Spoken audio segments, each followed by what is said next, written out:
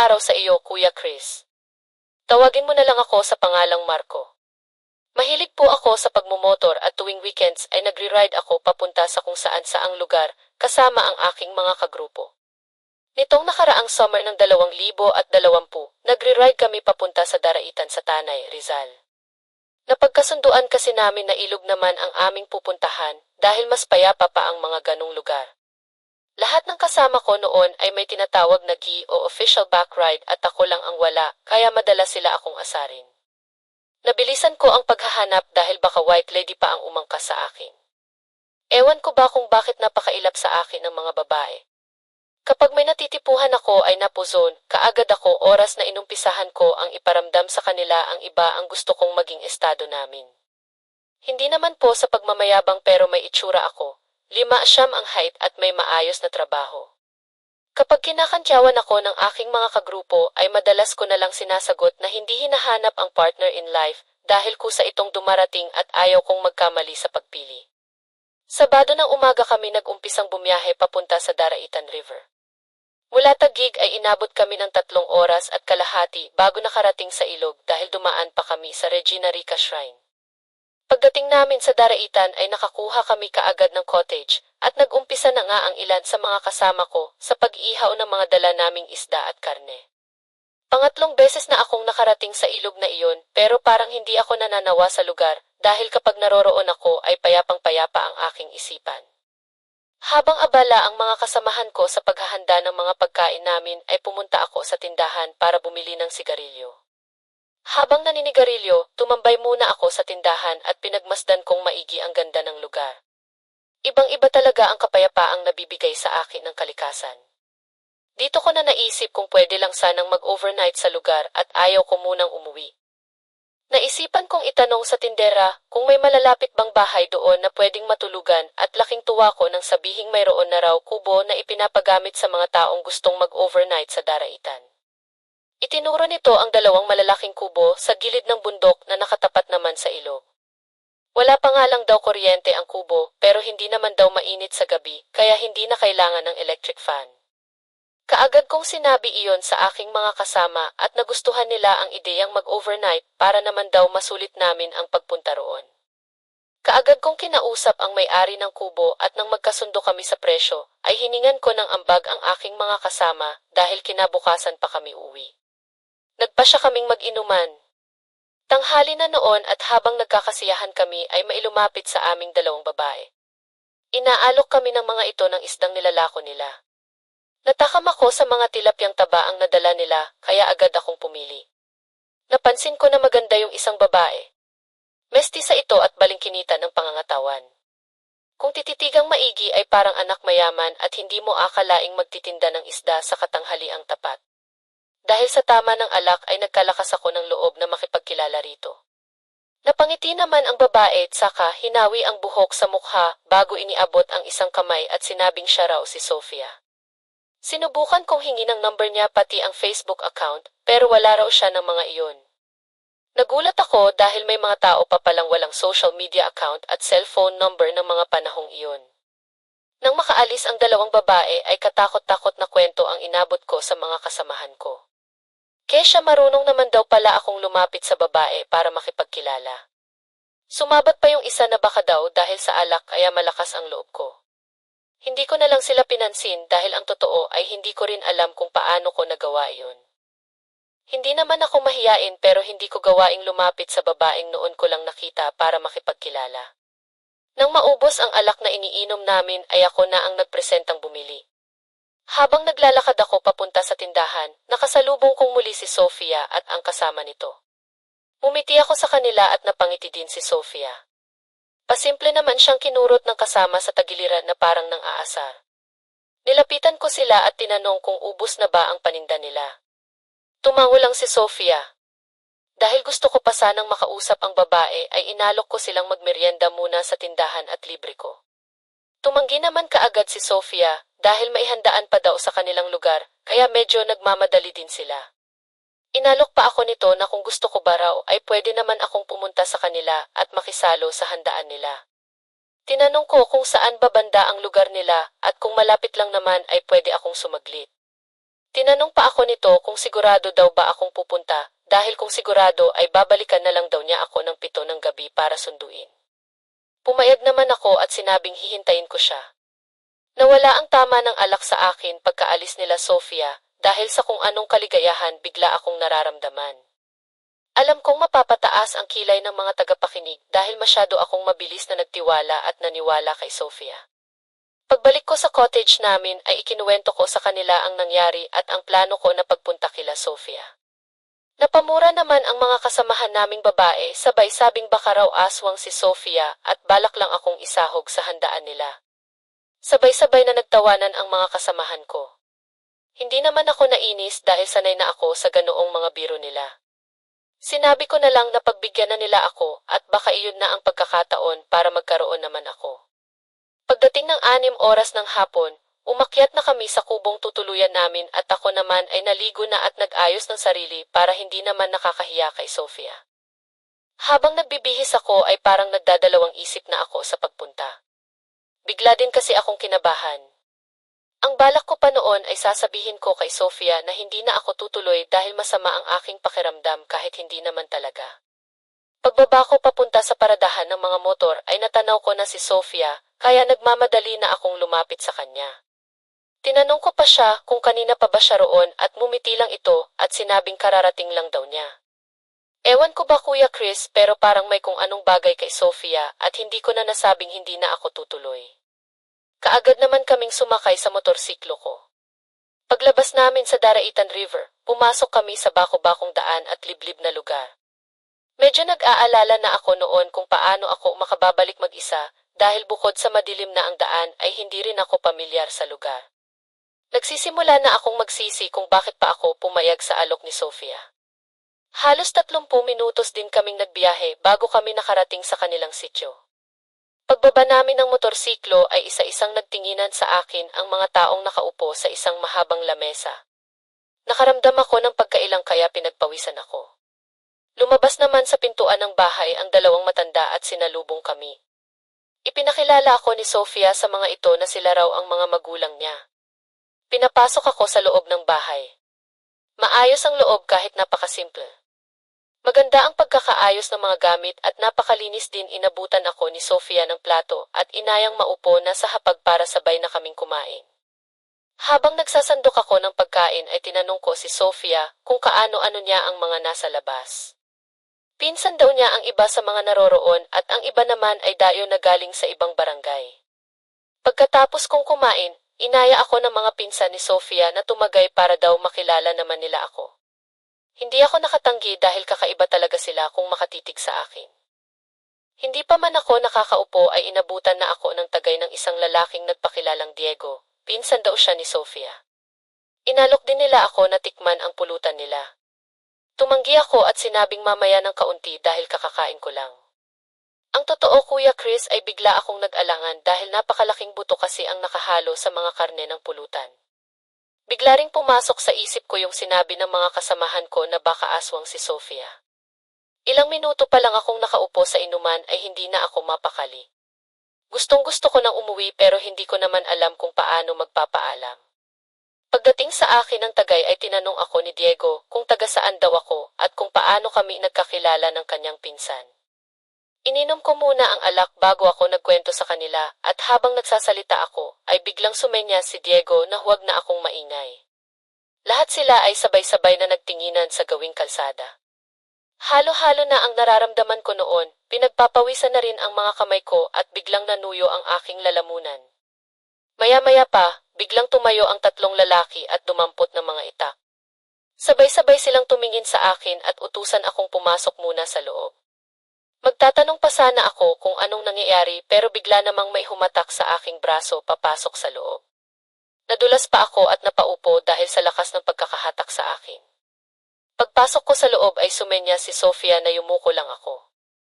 Maya-maya pa ay nakarinig na ako ng mga angil na parang nagmumula sa malalaking hayop at nagkakagulo na ang mga kalalakihan sa labas. Kanya-kanya ng pagsasalita na harangin sa bandang kanan at abangan sa bandang kaliwa. Ang sumunod ay kalabugan at tunog ng mga nababasag na bote at baso na ang naririnig ko. Nanginginig na ang buo kong katawan ng mga oras na iyon at magkahalong pagsisi at takot ang nararamdaman ko, kaya pa ang pagmumura ko sa isip. Hindi ko na alam kung ano ang posibleng mangyari sa akin. Si Sofia at ang mga magulang niya kapwa nakasiksik sa sulok ko at tahimik na tahimik din ang mga nangyayari. Ilang minuto rin kaming nakaupo at nakayuko nang biglang tumahimik sa labas ng bahay. Dahan-dahang tumayo ang ama ni Sofia at sumilip ito sa siwang ng bintanang malapit naman sa pwesto ko. Sumenyas ito sa amin na manatiling nakayuko at huwag mag-ingay. Habang nakasilip ang ama ni Sofia ay bigla akong nakarinig ng daing ng isang tao. Humihingi ito ng tulong at parang hirap ng huminga. Dali-dali nitong binuksan ang pinto at doon ay biglang bumagsak ang isang lalaking duguan na may mga sugat sa magkabilang braso. Wakwak ang balat at napakaraming dugo ang tumutulo. Ayon dito ay siya ang unang inatake ng mga aswang at kaagad na napuruhan. Hindi ako makakilos noon, Kuya Chris, sa pagkabigla dahil sa nasaksihan. Kung hindi pa ako hinawakan sa balikat ng ama ni Sofia, ay hindi ako makakabalik sa wisyo. Pinagtulungan naming ipasok ang lalaki sa loob para gamutin ang mga sugat nito, pero hindi maampat ang dugo dahil sa laki ng sugat. Habang nilalapatan namin ang paunang lunas ang lalaki ay bigla na namang nagkagulo sa labas. Dinig na dinig ko ang kalampagan at pagbagsak ng kung ano-anong bagay. Magkahalo rin ang mga pag-angil at pagsigaw ng mga kalalakihang animoy nakikipag-away. Dito na ako naglakas ng loob na magtanong kung ano ba ang nangyayari sa labas. Walang umimik ni isa sa mga kasama kong nasa loob ng bahay. Patuloy lang sila sa paglalagay ng kung ano-anong gamot at panali sa mga braso ng lalaking sugatan. Nang mga oras na iyon, gusto ko nang makaalis sa lugar pero hindi ko alam kung paano. Todo-todo na rin ang pagsisisi ko sa pagsama kay Sofia pero wala na akong magagawa kundi ang masigurong ligtas ako kaya naghagilap ako ng anumang bagay na maaari kong magamit para pangdepensa kung sakali mang makapasok sa loob ang kung anumang may kagagawa ng gulo sa labas at pagkasugat ng lalaking ginagamot sa loob ng bahay. Nakita ko ang isang kutsilyo sa lababo. Mabilis akong tumayo at dinampot iyon at tarantang-taranta na ako para na akong mababaliw pero pilit kong nilakasan ang loob ko. Habang nakatayo at nakatitig lang ako sa lalaking sugatan ay nagsalita ang ama ni Sofia. Humingi ito ng paumanhin sa akin at nangako kung hindi ako maaano sa lugar, basta huwag lang muna akong lalabas hanggang sa matapos ang gulo. Ilang minuto lang at nawalan na ng malay ang lalaking sugatan, kaya dito ko na naisip na makikipagsabayan na ako sa kung sino o anuman ang sakaling makapasok na sa loob ng bahay. Nagtanong ako kay Sofia kung may matibay ba silang panali na maaari kong gamitin. Itinuro niya ang drawer sa lababo na kaagad ko namang binuksan. Nang makakuha ako ng panali ay kaagad kong tinalian ang hawakan ng kutsilyo at saka ko ipinaikot sa aking kamay upang kahit anuman ang mangyari ay hindi maaalis sa pagkakahawak ko ang kutsilyo. Handa na talaga akong makipagsabayan noon ng biglang kalampagi ng kung sino ang pintuan at mga bintana. Kasabay rin noon ang mga pag-angil ng animoy, mga galit na hayop. Tumayo na rin ang ama ni Sofia sa pagkakaupo at dinampot ang isang mahabang itak na nasa likod ng pinto. Si Sofia naman at ang kanyang ina ay humawak na ng tubong bakal at naghanda sa kung anumang makakapasok sa loob ng bahay. Walang umiimik ni isa sa amin at lahat kami ay nakatuon lang ang pansin sa pintuan at bintana. Patuloy pa rin ang pagkalampag na pakiwari ko ay anumang oras makakapasok na sa loob ang gumagawa nun. Pinagmasdan kong maigi ang pintuan at mga bintana. Gawa ito sa tabla kaya alam kong makakaya itong sirain ng mga nasa labas dahil kita sa mga kahoy na may katagalan na ito at mukhang marupok na. Maya-maya pa, hindi nga ako nagkamali sa hinala ko at nagawang butasin ng nasa labas ang isang bintana. Parang nalaki ang ulo ko at biglang nanghina na ang aking mga tuhod nang makita ang ulong lumabas mula sa nabutas na bintana. Isa iyong aso na may malalaki at matatabang ngipin. Kakaiba ang mga mata nito dahil parang sa pusa at nanlilisik ito. Bumubula rin ang bunganga na kapag umaangil ay tumutulo ang malapot na laway. Hindi ako nakakilos dahil sa matinding takot at pagkabigla. Dali-dali namang tinaga ng ama ni Sofia ang ulo ng aso pero hindi man lang ito tinablan. Mas lalo lang itong nagalit at nagpumilit na makapasok. Hindi naman tumigil sa pagtaga ang matanda at nang maalis ang ulo ng aso ay patuloy pa rin siya sa paghataw ng itak kaya tinamaan ang butas na nilusutan ng ulo nito na naging dahilan ng pagkatipon. Pinagtulungan ng kagatin ng dalawang aso ang butas hanggang sa lumaki ito. Nataranta ang tatay ni Sofia at nabitawan ang itak na hawak. Dito na ako naglakas ng loob na umatake. Pinagsasaksak ko yung dalawang aso at tinamaan ko ang isa sa mata nito.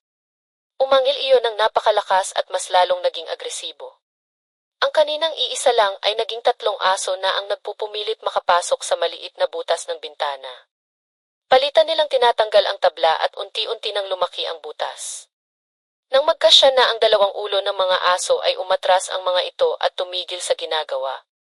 Maya-maya pa ay sinubukang lumusot ng isa sa mga aso, pero dahil sa laki nito ay hindi nagkasya ang buong katawan kaya nakakuha ako ng pagkakataon para undayan ito ng saksak sa bandang liig. Hindi ko ito tinamaan, kamuntik pa akong makagat sa braso kaya napaatras ako. Mabilis namang inundayan ang taga ng ama ni Sofia ang hayop pero gaya ng unang nangyari ay hindi ito tinablan na parang gulong ng sasakyan ang punat ng balat. Tumulong na rin ang mag-ina at pinaghahampas ng tubo ang aso, pero habang ginagawa nila iyon, ay mas lalong nanggagalaiti sa galit ang hayop na para bang walang ibang gusto kundi ang atakihin kami. Nagpupumilit naman ang hayop na makapasok pero hindi talaga ito magkasya. Ilang minuto din kaming patuloy sa pag-atake doon sa hayop nang biglang lumailay ang ulo nito at nawala ng buhay. Ang buong akala ko ay kami ang nakapatay sa hayop pero isang malakas na boses ang tumawag mula sa labas ng bahay at tinatawag ang dalawang pangalan, si Mang Roberto at Aling Maria, ang mga magulang ni Sofia. Sumagot naman ang dalawang matanda at sinabing ayos lang kami sa loob. Yun ang unang beses kong narinig ang pangalan ng mga magulang ni Sofia. Hindi kasi ito nagpakilala sa akin nung dumating ako. Hinatak ng lalaking tumawag sa mga magulang ni Sofia ang katawan ng mga aso bago sumilip sa butas. Sinabi nito na naroroon na ang iba nilang kasama, kaya huwag na kaming mag-alala. Medyo nakahinga ako ng maluwag noon dahil sa sinabi ng lalaki pero bigla ring bumalik ang takot ko nang muling madinig ang mga pag-angil ng mga hayop sa paligid. Kitang-kita ako mula sa butas sa bintana ang mga naglalakihang aso na may kulay dilaw na mga mata. Nakalabas ang mga ngipin nito at halatang galit na galit. Tumutulo rin ang napakalapot na laway sa kanilang mga bibig at paminsan-minsan ay inilalabas pa ang dila. Inihagis ng isa sa mga lalaki ang katawan ng patay na aso sa harap ng mga papalapit na hayop. Tumigil naman sa paglapit ang mga ito at isa-isang nilapitan ang patay na kalahi bago inamoy. Matapos iyon ay sabay-sabay na umangil ang mga hayop at tumitig sa mga taong kaharap. Kinagat ng dalawang aso ang katawan ng patay na kalahi at hinatak ito papalayo sa lugar. Naiwan ang pinakamalaki at pinakanakakatakot ang itsura na nakatitig lang sa mga taong nasa labas ng bahay. Ilang sandali lang at umalis na rin ito. Makalipas ang halos 30 minuto ay naghudyat ang mga kalalakihang nasa labas ng bahay na wala na ang mga aswang at maaari na kaming lumabas. Nang buksan ni Mang Roberto ang pinto ay una kong nakita ang pinsan ni Sofia na si Diego. Tumango ito sa akin at tipid na umitit saka nagtanong sa akin kung kamusta ang pagbati sa akin ng mga aswang sa kanilang lugar. Hindi ako nakasagot, napaupo na lang ako habang kinakalag ang nakataling kutsilyo sa aking kamay. Pakiramdam ko ay pagod na pagod ako at gutom na gutom dahil sa mga nangyari. Muli akong tinanong ni Diego kung babalik pa ba ako sa kanila at kung itutuloy ko pa ba ang panliligaw kay Sofia. Hindi ako nakaimik dahil hindi pa rin maproseso ng isip ko ang mga nasaksihan. Bumalik sa pag-iinom ang mga kalalakihan na para bang walang nangyari. Nang makabawi ako ng lakas ay muli akong sumali sa inuman at doon ay sinabi nila sa akin na ang sityo daw nila ay kinatatakutan at tinatawag na sityo ng mga aswang. Pero ang totoo sila lamang hindi rin alam kung saan naninirahan o nagmumula ang mga aswang na umaatake sa lugar nila. Umaatake lang naman daw ang mga aswang kapag may handaan sa lugar nila at mayroong dayo. Panay ang tagay ko noon at tipid na tipid ang pagsasalita. Nang sumapit ang 5 ng madaling araw ay hinatid ako ni Diego at ng 2 pang lalaki palabas ng kanilang sityo. Si Sofia naman ay humingi ng paumanhin sa akin at naunawaan daw niya kung hindi na ako babalik sa kanila. Bumiti lang ako at nagpasalamat sa maayos na pagtanggap sa akin. Hindi ko na po naikwento sa mga kagrupo ko ang nangyari kahit panay ang tanong nila sa akin tungkol kay Sofia. Sa ngayon po Kuya Chris, wala na akong balita kay Sofia at hindi ko na rin tinangkang balikan ang lugar nila. Hanggang dito na lang po ang aking kwento at sana ay nagustuhan ito ng mga tagapakinig mo. Maraming salamat po sa pagbibigay ng pagkakataong maibahagi ang aking karanasan sa tinatawag na sityo ng mga aswang. Ako po si Marco, ang inyong kaistorya. Noong 8 taong gulang ako, may nabasa akong sa libro tungkol sa isang karakter na nagngangalang Magindara. Ayon sa alamat, si Magindara ay anak ni aswang na naninirahan sa bulkan ng Malinaw sa Bicol.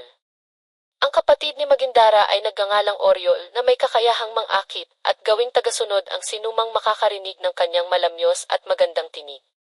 Samantalang ang pambihirang abilidad naman ni Magindara ay ang lumikha ng ulan o bagyo at kaya niya ring pahupain ito. Dulot ng kamusmusan, hiniling kong makita si Magindara ng aktwal. Nakasulat kasi sa libro ang napakagandang paglalarawan sa pisikal nitong anyo. Si Magindara ay mayroong kulay asul na mga balintatao na parang sa katulad ng dagat.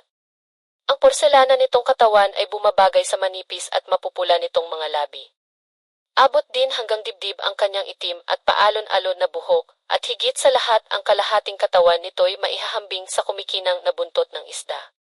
Pero hindi ko inaakalang malayo pala ang paglalarawan dito ng ibang tao nang minsang bumiyahe ako papunta sa isang partikular na isla sa Antique. Naikwento sa akin ng iilang mga tao roon ang tungkol sa isang uri ng aswang na naninirahan sa mga katubigan. Tinatawag nila itong Magindara. Ang mga Magindara ay pinaniniwalaan nilang mga aswang sa katubigan at ayon sa mga haka-haka, ang mga Magindara ay kumakain lamang ng hilaw na karne ng matatandang tao, sapagkat sa hindi malamang dahilan ay nalalason sila sa mga dugo ng birhen o ng mga hindi pa kinukulot ang balat. Bago ako nakarating sa isla ay kinailangan ko munang magpasahe sakay ng bangkang di-motor. Nakalimutan ko nga palang ipakilala muna ang aking sarili. Ako po si Luis, 26 na taong gulang, isa akong adista ng kalikasan. Bumibiyahe ako ng napakalayo upang puntahan ang mga itinuturing na yamang tubig at yamang lupa sa iba't ibang lugar, at ang aking tuntunin ay hikayatin ang mga taong lalong pagyamanin ang likhang natural sa pamamagitan ng pagbabahagi ko ng aking mga karanasan sa tulong ng teknolohiya. Nakilala ko ang nagmamaneho ng bangkang aking sinakyan na ang pangalan niya ay Pablo, 40 na taong gulang. Sa kalagitnaan ng pamamalo, nagbahagi si Pablo ng hindi kapanipaniwalang kwento. Ayon sa kanyang salaysay, ang yumaon niyang ama ay isang mangingisda. Namatay ang tatay niya noong 8 taong gulang siya. Sa katunayan, hindi nila inaasahan ang pagkamatay ng kanilang ama dahil maayos naman ang takbo ng panahon nang minsang pumalaot ito upang manghuli ng isda na siya namang binebenta ng kanyang ina sa bayan. Hindi tulad ng kinasanayan, palubog na ang araw, ngunit hindi pa rin umuuwi ang kanilang ama, kaya't minabuti nilang suriin ang kalagayan nito. Ngunit hingal na dumating ang kapitbahay nila at mangyak-niyak na ibinalitang natagpuan ang bangka ng kanilang ama sa tabi ng ilog at ang laman nito ay ang dugo ang damit ng kanilang ama. Walang nahagilap na katawan at sa magpahanggang ngayon, hindi rin malinaw ang tunay na sinapit ng ama ni Pablo. Nabanggit ni Pablo ang tungkol sa Magindara. Naniniwala siyang ang Magindara ang may kagagawan nun. Nang marinig ang kwento ng bangkero, lalo akong nagkaroon ng interes sa isla. Magandang oportunidad ito upang makahakot ng mas maraming mga taga-subaybay na mahilig sa mga kwentong hiwaga. Naging payapa naman ang unang araw ko sa isla. Maganda ang pakikitungo sa akin ng mga tao roon na ang pangunahing ikinabubuhay ay ang pangingisda. Kahit hindi gaanong marangya ang estado ng kanilang mga buhay, hindi pa rin nawawala ang mga ngiting nakasilay sa kanilang mga labi. Nagrenta ako ng matutuluyan doon. Isang munting kubo ngunit may malambot na kama. Gustong-gusto ko sa isla lalo na sa tuwing pagsapit ng gabi. Maliban kasi sa mga huni ng kuliglig ay ang tunog ng mga paghampas ng alon lamang ang aking maririnig habang nakaupo sa pinong buhangin. Sa pangalawang gabi ay inanyayahan ako ng mga kalalakihan doon na makiisa sa kanilang inuman. Bilang paggalang naman ay hindi ko ito tinanggihan. Sa kalagitnaan ng aming pagsasaya ay napunta ang usapan sa sinasabing aswang ng katubigan na tinatawag nilang Magindara. Sabi ni Manuel, mga stupido lamang ang maniniwalang totoo ang mga Magindara. Estratehiya lamang niya ito ng dating mga mangingisda upang takutin ang kapwa mga mangingisda at hindi sila masapawan. Sumalungat naman dito si Victor kung ganon paano nyo maipapaliwanag ang sinapit ni Pedro. Bahagyang natawa rito si Manuel, ang sagot naman nito ay napakatagal na niyan, mga bata pa lamang tayo noon ni na Pablo. Sinadya lang na ipakalat ang mga haka-hakang aswang ang may kagagawan noon para matakot ang mga katulad nating bata noon na huwag magtambay sa ilog, wika nito sa biglang tungga sa baso. Sumabat naman ako sa usapan at saka tinanong kung sino ang tinutukoy nilang Kapedro. Si Kapedro pala ay ang tatay ni Pablo, yung nagmamaneho ng bangkang sinakyan ko papunta rito sa isla. Nagpatuloy ang palitan nila ka Manuel at ka Victor ng mga argumento patungkol sa eksistensya ng sinasabi nilang Magindara. Ang iba naman naming mga kainuman ay tamang pakinig lang. Diyan ka na nga muna Victor, ihilang ako, saglit mga kumpare. Sambit ni Kamanuel saka ito tumayo mula sa kanyang kinaupuan at dumiretso ng lakad patungo sa likod ng higanting bato sa may ilog. Habang iniraraos ni Kamanuel ang tawag ng kalikasan, nagpatuloy sa kwentuhan kaming mga nakapalibot sa mesa. Nasaan na ba si Manuel? Isang balde siguro ang ihi nun. Biro ni Katomas nang mapansing halos 10 minuto na at hindi pa bumabalik si Kamanuel. Sinubukan kong tanawin si Kamanuel roon sa may malaking bato kung saan siya huminto para umihi pero laking pagtataka ko nang hindi ito mahagilap ng aking mga mata. Nagpaalam ako kina Katomas na susuriin ko lang si Kamanuel dahil baka kako ay nakaidlip doon sa likod ng bato at hindi lang mahagilap ng mga mata ko dahil makulimlim ang paligid. Habang tangan ang gaserang pinahiram ni Ka Victor, inilawan ko ang paligid upang hanapin si Kamanuel, ngunit nanlaki ang aking mga mata nang mahagip ng liwanag ang sira-sirang puting polo at ang maong na pantalo nito na palutang-lutang sa ilog. Tinawag ko ang aking mga kasama upang ibalita ang aking natuklasan. Nagsimula na rin silang mangamba sa posibleng kinalagyan ni Kamanuel, pero sa kabila nito'y nagpatuloy kami sa paghahanap. Humingi na rin sila ng tulong sa mga otoridad upang hanapin ang katawan ni Kamanuel, ngunit nabigo lamang ang lahat. Hindi na natagpuan ang katawan ni Kamanuel at naging palaisipan ang tunay na sinapit nito. Hindi ko inaasahang sa pananatili ko sa isla ay matutunghayan ko ang kahindik-hindik na insidenteng iyon. Ibinahagi ko ang karanasan kong ito sa aking mga taga-subaybay at marami ang naging interesado sa isla, kaya naman sa kabila ng pangamba na natili ako rito, upang bigyang katuparan ang hiling nilang imbestigahan ko ang lihim na nagkukubli sa isla. Sinubukan kong tuklasin ang hiwagang bumaba sa lugar. Isang gabi ay mag-isa akong tumungo sa may dalampasigan at gamit ang dala kong pangilaw pinagmasdan ko ang kailaliman ng tubig mula sa kalinawan nito. Nagbabaka sakali akong mangyaring makaengkwentro ko ang pinaniniwalaan nilang Magindara. Kung maisa sa katuparan ko ito'y tiyak na mas lalong tutunog ang aking pangalan. Ilang sandali ang lumipas, napabalikwas ako nang mula sa di kalayuan na saksihan ko ang isang babaeng umahon mula sa tubig. Nakasuot ito ng manipis na puting bestida, kaya talaga namang hindi ko napigilang ituon ang aking mga mata sa pakurbang hugis ng kanyang buwang. Nahuli ako nitong nakatulala sa kanyang katawan, kaya't agad niyang iniharang ang mga braso upang ikubli ang bakat na dibdib. Nagsisisigaw ito at tinawag akong bastos kaya't sumaklolo ang mga tao, dahil sa pag-aakalang nasa bingit ng kapahamakan ang babae. Teka, mali ang akala nyo, hindi ko sinasadyang matagpuan siya rito sa ilog, pangangatwiran ko. Sa kabutihang palad hindi naman nila ako pinag-isipan ng masama at ipinaliwanag sa babaeng ako'y isang dayo sa isla. Humingi ng tawad ang babae na kalaunay nakilala ko bilang si Luna. Huwag kang magkakamaling pormahan niyan si Luna, unti ka ihapaman din yan ng kanyang ama. Wika ni Ka Victor nang minsan, mapagkwentuhan namin si Luna. Napag-alaman kong nag-iisang anak na babae lamang pala ito, dahil dalawa lang lamang sila ng nakatatanda niyang kapatid na lalaki na pinanganak na Pipi. Magaan ang loob ko sa batang iyan dahil may hawig siya sa unang babaeng nakarelasyon ko. Pagkukwento ni Ka Victor, talaga ho anong pangalan niya, usisa ko. Ayon sa kwento ni Ka Victor, Rosalinda ang pangalan ng babaeng tinutukoy niya. Halos 2 dekada na rin daw ang nakararaan nang makilala niya si Rosalinda sapagkat 5 taong gulang lamang siya noon. Subalit isang araw bigla na lamang daw niyang naglaho ang kanyang dating kasintahan. Wala rin itong pamilya kaya't wala siyang mapagtanungan sa posibleng kinaroroonan nito. Sa kabila ng ilang taong paghihintay na bumalik ang dalaga ni Anino nito ay hindi na muling nagpakita. Nakakalungkot na marinig ang kwento ni Ka Victor.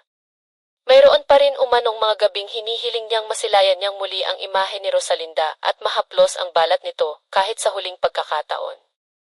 Ganoon pa man masaya naman siya niya sa bago niyang asawa sa katunayan meron na silang 3 anak. Siya nga pala bukas ay dadalaw kami ng aking mga kasama sa bahay ni Ka Felipe upang makiisa sa pagluluto ng mga ihahanda para sa ikakaarawan ng anak niyang si Luna, saad ni Victor. Makabubuti raw kung sasama ako tumulong upang makabawi kay Luna sa insidenteng nangyari nung isang gabi. Sige ho, sasama ako bukas, pag sa ngayon ko naman. Sa totoo lang ikagagalak kong muling masilayan ang nakabibighaning ganda ni Luna, kaya't nung sumunod na araw din ay sumama ako kina Victor patungo sa bahay ng dalaga. Habang abala ako sa pagsibak ng mga kahoy na siyang gagamitin bilang panggatong, naulinigan ko ang mga bulong-bulungan ng tatlong mga lalaking nakikiisa sa paghahanda para sa kaarawan ni Luna. Ang sabi ng isa, talagang mahal na mahal umano ni Felipe ang unikaihan nito. Sumabat naman yung isa at sinabing itinuturing niyang swerte ang anak niyang si Luna. Hindi niyo ba napapansin mula dumating ang dalaga't kapatid niya rito sa isla palagi may masaganang huli si Felipe sa pangingisda. Sinangayunan naman ito ng kanyang mga kasama at dagdag pa nila tunay nga ang paniniwala ng ilan na may swerteng hatid sa pamilya ang unikaiha. Nang matapos kami sa pagluluto ng mga ihahandang pagkain, sinimulan na ni Felipe ang handaan para sa kaarawan ng kanyang anak na si Luna. Hindi mawawala sa mga pagdiriwang ang alak kaya't naanyayahan na naman ako sa inuman. Nang maramdaman ko na ang pagkahilo, nagpaalam muna ako sa aking mga kasama upang sumuka. Kumaripas ako ng takbo patungo sa mailiblib na kakahuyan at doon ipinagpaalam ang amoy ng alak. Sumandal ako sa may malaking puno habang nakaupo sa damuhan. Maya-maya pa ay may narinig akong mahinang mga pag-ungol na gumising sa natutulog kong diwa. Tumayo ako sa kabila ng pagkahilo upang tuntunin ang pinanggagalingan nito at saka lamang ako na nung balik sa ulirat ng matuklasan ko si Tomas na mahigpit na nakaakap sa mga braso ni Luna. Hinintay ko talaga ang araw na ito kung kailan mas hinog na ang iyong katawan, wika ni Tomas na baka sa tono ang balak niyang kahalayan. Hindi naman mapapansin ang pag-ayaw sa dalaga. Hinayaan itong sakupin ng palad ni Tomas ang bawat pulgada ng kanyang balat. Palihim akong umalis ng kakahuyan ng may sama ng loob. Hindi ako makapaniwalang sa likod ng maamong mukha ni Luna ay magagawa niyang pumayag na makipagrelasyon sa mga matatandang katulad ni Tomas. Muli akong tumungga ng alak at ibinunton dito ang pagkadismaya. 10 oras na ako nagising kinabukasan dahil sa sobrang pagkalasing, ngunit hindi ko inaasahang isa na namang kahindik-hindik na balita ang bubungad sa aking umaga. Katulad ng sinapit ni Manuel at ng yumaong ama ni Pablo, natagpuan sa dalampasigan ang dugo ang damit ni Tomas na palutang-lutang. Walang makapagsabi sa kinaroroonan ng katawan ng matanda. Muling naging palaisipan sa mga tao ang panibagong insidenteng ito. Lalong lumakas ang nilang mga kutob ukol sa pananahan sa isla ng pinaniniwala ang aswang ng katubigan o kung tawagin ay Magindara. Sa pagkakaalala ko'y huli kong nakita si Tomas na nakikipagtalik kay Luna sa kakahuyan nung parehong araw na ipinagdiwang namin ang ikakaarawan ng dalaga. Nagkaroon ng padasal sa bahay ni Tomas bilang pag-alala sa biglaan nitong pagkawala. Nakakaawa ang naiwan niyang pamilya. Mayroon na siyang asawa at 2 anak, ngunit nagawa niya pang magtaksil upang bigyang kaluguran ang kanyang pagkauhaw sa laman. Hindi ko naaaninag ang presensya ni Luna marahil ay hindi niya gustong makaharap ang asawa ng yumaong karelasyon. Napag-usapan namin ni Victor ang pagkawala ni Tomas, ngunit sa kalagitnaan ng aming pag-uusap isang lihim ang ibinunyag sa akin ni Victor. Sa'yo ko lamang sasabihin ito ang totoo'y batid ko, kung sino ang nasa likod ng sinapit ni Tomas, anya na siya namang ikinakunot ng aking noo. Ano ang ibig niyong sabihin, tanong ko rito. Ayon sa kanya, noong nakaidlip na kaming lahat dala ng sobrang kalasingan, naulinigan niya ang isang boses na animoy humihingi ng tulong.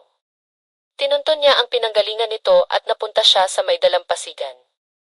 Nagtago siya sa likod ng higanting bato at saka pinanindigan ng balahibo habang pinapanood ang isang nilalang na may buntot ng isda at nakakapangilabot na itsura na tahasang binutas ang tiyan ni Tomas sa pamamagitan lamang ng matatalas na mga kuko. Kinuha ng halimaw ang mga lamang loob ni Tomas at animoy gutom na tigring nilangap ang mga ito. Kitang-kita rin ang kanyang 2 mga mata kung paanong walang pakundangang dinukot ng halimaw ang puso ni Tomas at ninuya ito. Ang halimaw umano ay isang Magindara, ngunit mas hindi ko inaasahan ang sumunod na lihim na ibinunyag ni Victor. Nang matapos umano ang Magindara sa pagkain ng karne ni Tomas, itinapon nito ang mga tira-tirang laman sa malayong parte ng ilog at saka nagbagong anyo. Hindi umano siya nagkakamali sa kanyang nakita ang Magindara ay nagpalit ng itsura sa wangis ni Luna. Si Luna ang Magindara na nanalasa sa isla. Ngunit ang hindi alam ni Victor kung paano niya kukumbinsihin ang lahat sa isla gayong wala naman siyang mailapag na patunay maliban sa kanyang mga salaysay. Natatakot din siyang pag-isipan siya ng masama ng mga tao at akalaing sinisiraan niya lamang ang pamilya ni Felipe dulot ng inggit sapagkat palaging masagana ang mga huli nito kumpara sa iba pang katulad niyang mga mangingisda. Pinayuhan ko si Victor na kailangan muna naming hulihin sa akto si Luna bago namin isiwalat ang tunay nitong pagkatao. Nagsagawa kami ng plano ni Victor. Si Victor ang nakaisip ng ideyang gawing pain ang kanyang sarili dahil matatanda lang naman ang pinupuntirya ng mga Magindara. Susubukan niya umanong linlangin si Luna hanggang sa magbagong anyo ito sa pagiging Magindara habang ako naman ay palihim na tututukan ng video ang pagbabagong anyo nito gamit ang aking telepono. Kaya naman nung sumunod na gabi, tumungo si Victor sa may ilog kunwari nagpapahangin lamang siya roon samantalang ako'y nagtatago sa ilalim ng malaking puno-tangan ng aking telepono. Maya-maya rin ay natanaw ko na mula sa malayo si Luna na naglalakad patungo sa direksyon ni Victor. Nang tuluyan na itong makalapit sa lalaki, sumilay ang ngiti sa kanyang mga labi at saka bumati. Magandang gabi po Victor, puno ng galang nitong saad.